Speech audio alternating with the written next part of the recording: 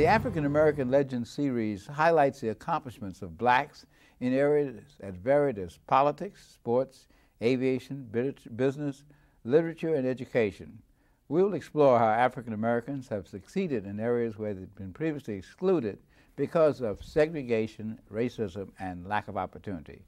I'm your host, Dr. Roscoe Brown, Jr., and joining us on today's program is Dr. Walter Stafford, a professor in the Wagner School of Public Policy, and we're going to talk about the new millennium, what it means for the black community, what do the demographic projections suggest, and again, what can we do in helping to help African Americans understand what the new world is about. Walter, glad to have you with us today. Yeah, glad to be back again. New millennium. New millennium. Right. Population, projections, right. African Americans. Well, in the city, blacks are expected to increase from about 19 to 26% of the population.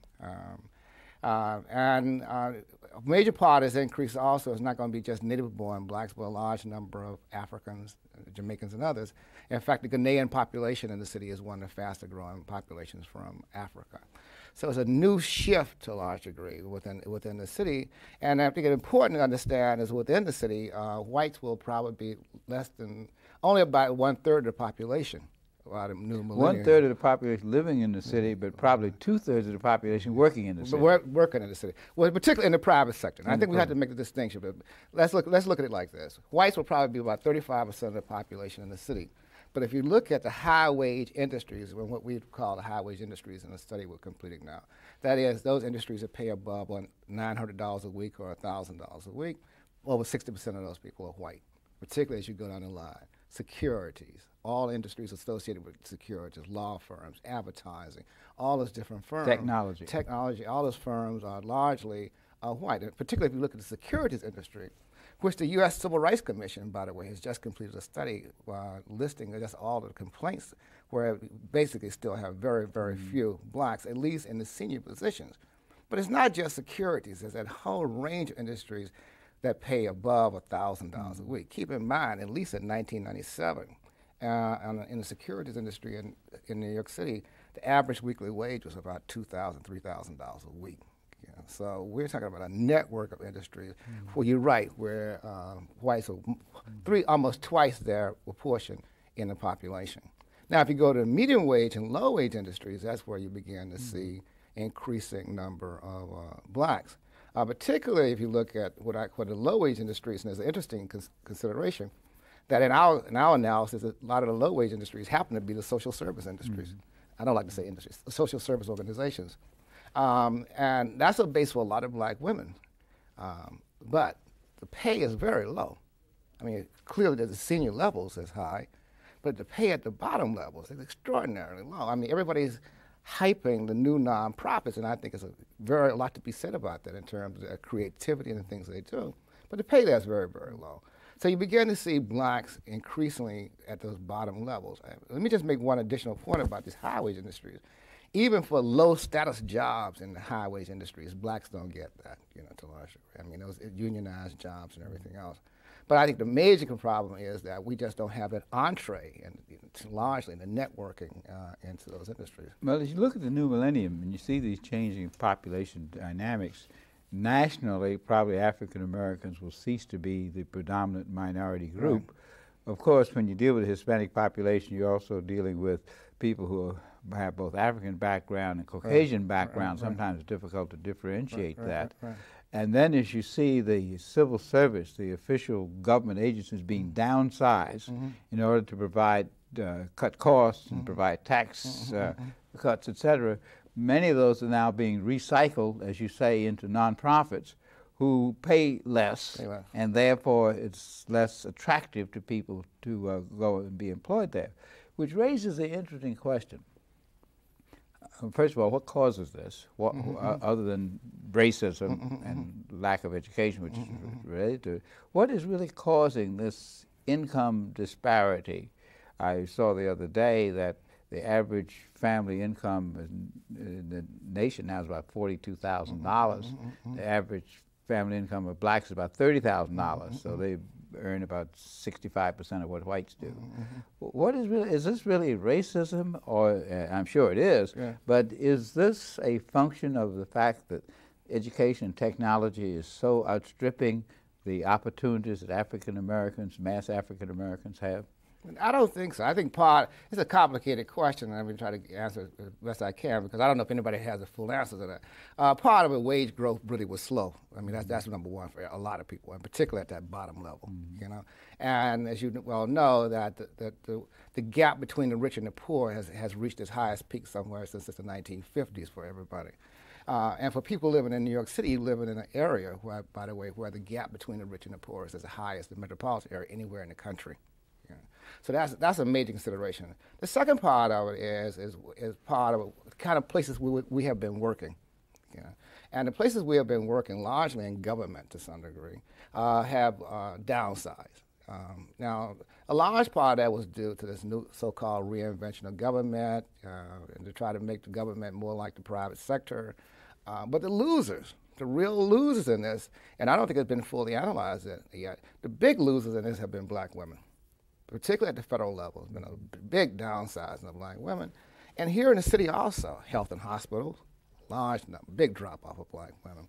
The social service, Department of Social Services, whatever, the HRA before, the juvenile justice, I mean, those are large numbers of black women who began to lose those jobs. Resulting in, by the way, I would argue, and black women now having the highest unemployment rate of any group in the city. Now that's the first time that's happened since they began to collect data by race in the city, by breaking it down by blacks and Latinos, breaking it out, what black women have the highest. Well, given that scenario that I've just pointed out, or given those facts I've just pointed out, you know, that likelihood of wages are very, very low because they're not likely to get in those industries where the wages are much higher. And one of the, I think, disturbing characteristics is that some economists and some people looking at this now, it's not just education. Some people are also arguing that this new wave of industries, they want conceptual people. They want people who have IQs, high IQs, all these different kind of consideration. You know, the code for that is they want whites from better education, and from certain colleges. I mean, I remember once I was doing a study, which I didn't, you know, which happens in life. I didn't publish, but I remember a person told me, a white employer told me, that essentially they only recruit from certain colleges. And one of those colleges they have not been, I mean, even in New York City, one of the things they have not been doing is recruiting from CUNY. And that's one of the big tragedies of this thing. So all that's affecting wages. And I think, but the point you were making about the public service, the government is very frightening to me in the sense that one of the big losers in the 90s in New York City were black women. And virtually nobody's talking about it. I mean, I think it's a scary phenomenon that you don't have anybody really jumping up and screaming about what's happening to black women. Probably the most serious issue going to the new millennium is a gap between the haves and the have-nots, the rich and the poor. And in many instances, it's related to race, because the gap based on education opportunities you described differentiates, separates the African Americans who've gotten a good college education, who are attractive to some of the technology and the securities firms, do well. But the masses still, particularly with the loss of the base in civil service, civil service, transportation, education, hospitals, provided a base where the middle class, as you know, probably the most affluent middle class community in the country for African Americans is in Southeast Queens, in the Adelaide Park, St. Albans area. And at least 60% of those folks get their income from some type of government service. And as the business community has raised a question about the cost of those services, to get tax cuts and tax breaks, which give them even more profits, the gap between the haves and the have-nots increases. And that's a serious problem for society. As a matter of fact, I read somewhere that they even worried, even among the haves, will there be enough work? Will people be working 4 days, 3.5 days? And then with the new technology involving the internet and business, e-business, et cetera, so that the 21st century is posing a lot of concerns which are reflective of what I call the judgments that have been made, particularly since the 1980s. The gap between the rich and the poor has really just swept upward in the 1980s, and that might be Ronald Reagan's legacy to this nation. Well, it wasn't just Ronald Reagan. I mean, I agree with your analysis. I don't think it was just Ronald Reagan. Remember that the people who talked about reinvention of government wouldn't call themselves Reaganites. They really called themselves liberals, really. Yeah, they called themselves liberals. They saw themselves as part of the new progressivism. I mean, progressives. They didn't point out that the progressives historically also were racist also, you know, but many of them, not all of them. I mean, Woodrow Wilson was a progressive. But I think what's important about this is also that the new economy, a new global economy, also is poorly unionized. You know, so in a sense, blacks don't have a lot of protection in this arena at all. They don't have the networks going into these industries, and they're not unionized either. And the municipal unions basically are at least the last hope.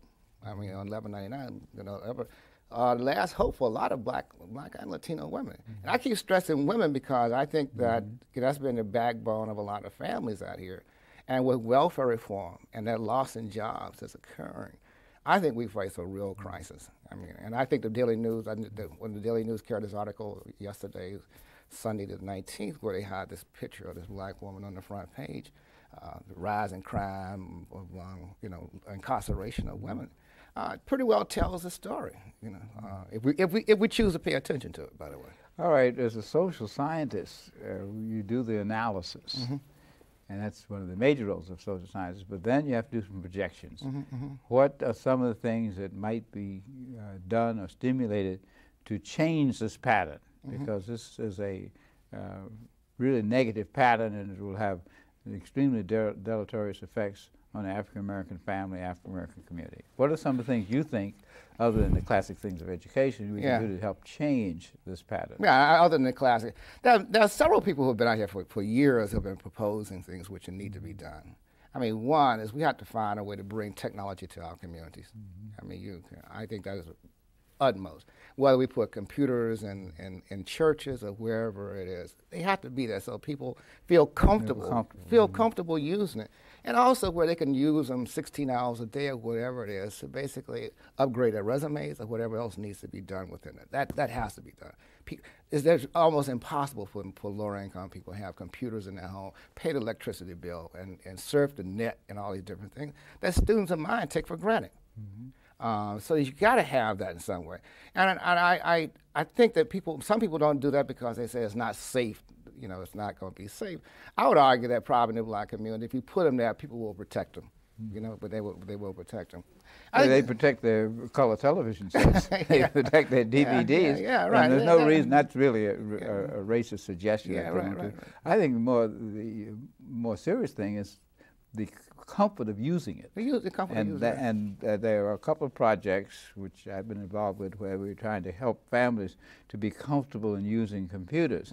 But the problem is it isn't just for 10,000 people, it has to be for 1 million people. Right. And that's where legislation, federal funds, et cetera, come in, because it's certainly better to spend the money up front than to have to spend it on the back end in terms of crime and delinquency and poverty. Which then gets into the political. To what extent our political, not just African American, but in general, understanding that this is a serious problem. I think both Bill Bradley and Al Gore have alluded to this, but in terms of digging in deep, in terms of the fact that there needs to be a major commitment. The major commitment, it seems right now, seems to be saving Social Security and Medicaid, which is good, it keeps people alive, but in terms of the quality of life, education, technology, transformation, and so on is probably more important, or as important. Well, I don't want to comment on the two candidates, but I would say this. I think there's a lot of politicians who understand parts of it. I think the difficulty is right now is that a lot of blacks, Latinos, have not presented a case that could be integrated into the total. For instance, I have seen very few studies, by the way, that talked about what's happening to blacks as a result of reinvention of government. You know, and more and more our mayors, by the way, probably go along with that scenario. the reinvention, Well, the reason they do it is because it cuts the cost of government, cuts the cost of taxes. That doesn't necessarily mean it's right, but that's why they do it. But which then means it's popular to the general public. The general public, when they are willing to accept tax cuts, cut education budget, yet increase the money for prisons, are reflecting on a negative part of society. Well, but I think it's very important for us to begin to think about the government is not the private sector. It's not any stretch of the imagination. And you can't privatize government. Government serves the common good. And we have to define what that common good means for us. And part of the problem is introducing and integrating a black narrative into the common good, which, as you know, has been a serious problem in this city and in the country to a large degree. Every time somebody says black, is seen as essentialism or radicalism or whatever it's going to be. But at least we have to define what it means within the common good for ourselves. Well, the common good I see for ourselves as a common good for society, because this society, no society can withstand an underclass of 25%, people whose behaviors and needs gobble up so much of the resources of society. I use the term, you pay me now, you pay me later. And I think that's the kind of thing that we need to do. But unfortunately, there's another part of this, that civil service and government have too frequently gotten the reputation of being lazy, slothful, not responsive, etc., which really isn't the main case, but there's been enough incidents like that so that the public says, oh, let them go. But it's a difference, it seems to me, from increasing the productivity of government workers and downsizing agencies. Because they argue that if you increase the productivity, you don't need as many workers.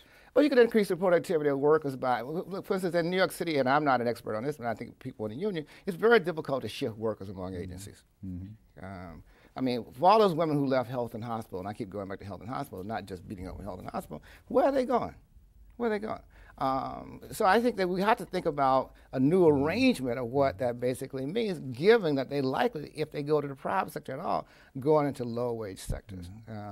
And I think that is a critical point that has to be raised. As far as the common good and a black narrative, I agree what is good for blacks is going to be good for the common good. What I'm saying is that it's been very difficult for blacks to insert their narrative into the common good.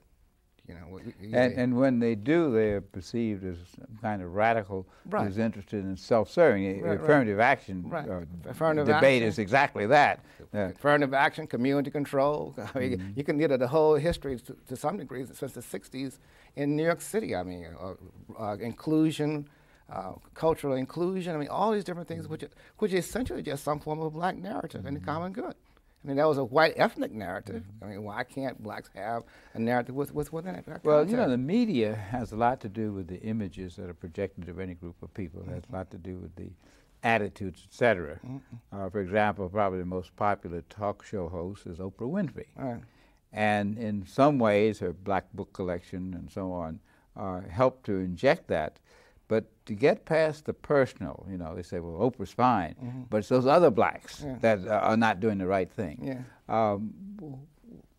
Both in terms of the religious leadership, the social service leadership, and the political leadership, how do you think we can get past that? What are some of the things that you think we need to do there? Well, in all due respect to Oprah and what I call the kind of entertainment industry, I think that's one part of it. I think to a large degree what we're really talking about now is a technological revolution, where it's going to, a technological revolution and a demographic revolution which are occurring simultaneously.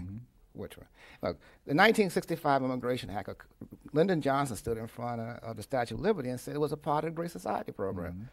We didn't pay attention to that so much, but the large number of immigrants. Because that brought large numbers of immigrants, which in fact undercut the black labor market. It was, and that's still a big debate. You can get into hours of debate whether that's going to be true or not. But the reality of it is that a large number of immigrants came to the country, and now you have, for the first time since the 1920s, you have a large number of new immigrants and blacks in cities. Now we got to figure out a way that basically some kind of discourse, political discourse occurs among us, and cultural discourse occurs among us, that a kind of a leadership that can guide that to the future occurs, while at the same time, which is interestingly enough, that high-wage industry, is still white. Now that's the trick, and that requires a leadership basically which has not been socialized for the most part, because we have not been having those cross-cultural conversations, number one. By leadership, you mean white and black leadership? Well, I'm really talking about leadership of people of color. Yeah. I'm really talking about leadership of people because of color. when people of color advance some of the suggestions that you've given, technology and so on, they're saying that that will just increase the gap between those African Americans who have and those African Americans who don't have. And then we get some of the cultural things that said these behaviors are not behaviors you want in the workplace and that kind of thing.